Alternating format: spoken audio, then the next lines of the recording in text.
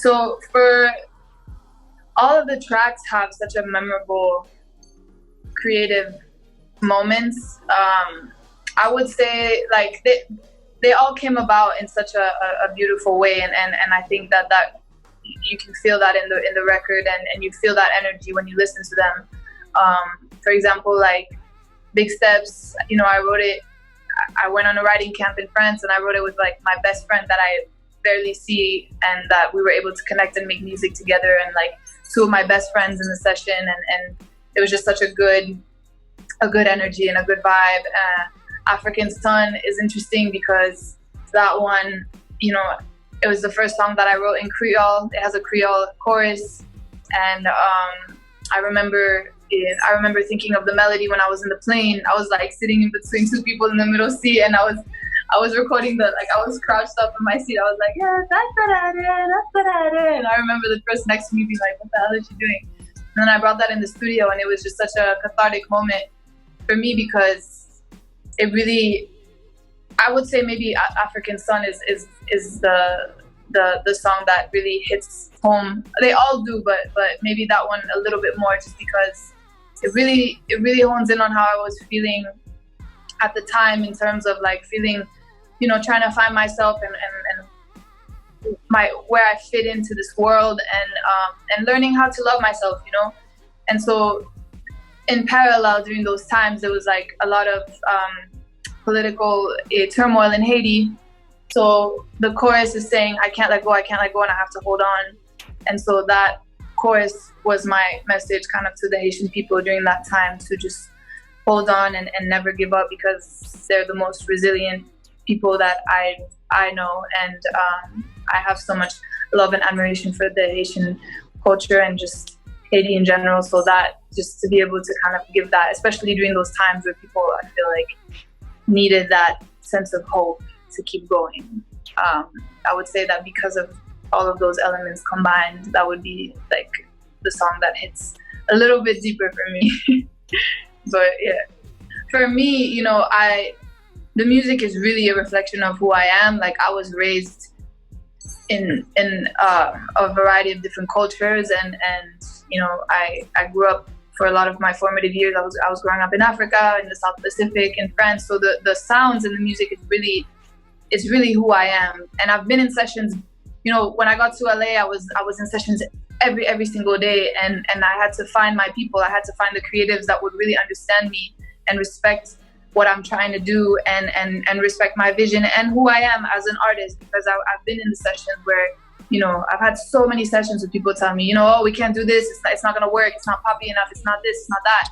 And I'm just like, okay, cool. I listen, and then I'm just like, we're just not in the right creative bubble. We're not in the same creative mindset, you know?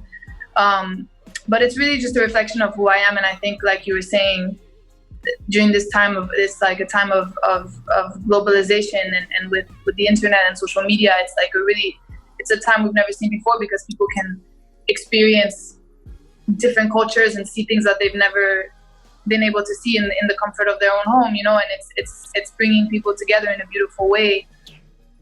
And I think now is the time for us to finally be able to learn from each other and come together and just live as one human race, and just like stop seeing borders and stop fearing each other for our differences, and learning from them, you know, instead.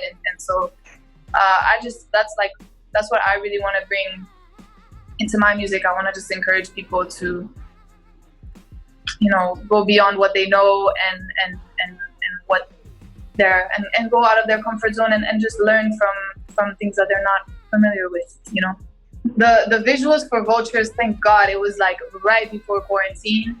And that was really hectic in itself, because, you know, there's a lot of challenges, especially going recently independent. Like, it's limited resources in China. Like, I'm always thinking so big, and I just have to try and like pull strings left, right, and center to kind of be able to make it happen, especially right now.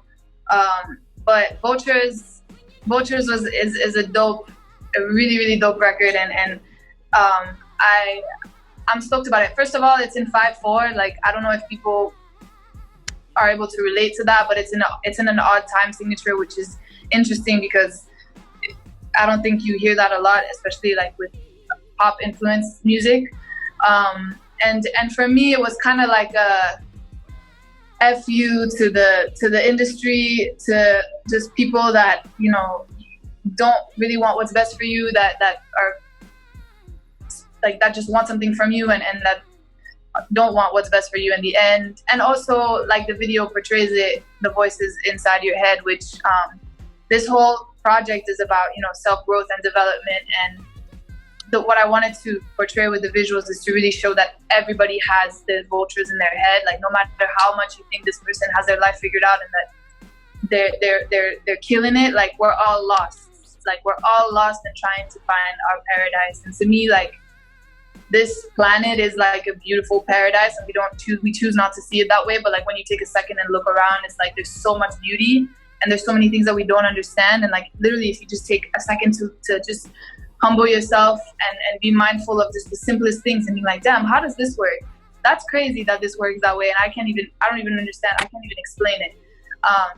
But through that journey and through the human experience, you know, you're constantly, I think the ultimate goal is to love yourself and to be happy with yourself, because that's the only way you'll achieve real happiness, is like once you're content and you love yourself and you're happy with who you are, you accept yourself for who you are. And the first step to doing that is accepting your vultures and starving them and not giving in to them, not giving in to the voices inside of your head that are influenced by external factors every day. And just to you know, to kill them off and to be nice to yourself, to be kind to yourself, and to start the journey in finding yourself and loving yourself. And ultimately that takes us to part 2, where the songs are going to be a lot more confident, a lot more badass. And yeah, so Vultures, initially my inspiration for Vultures was more like the industry and like people that don't want what's best for you. But then as I was digging into it more, I was like, damn, the real vultures, although all these external factors are, you know, are real, they don't mean as much until you've like tamed your mind and until you're content with who you are. Because once you love yourself, once you're happy with yourself, all of the external vultures, like, you have a shield, you know, and you're stronger, but it starts inside. So yeah.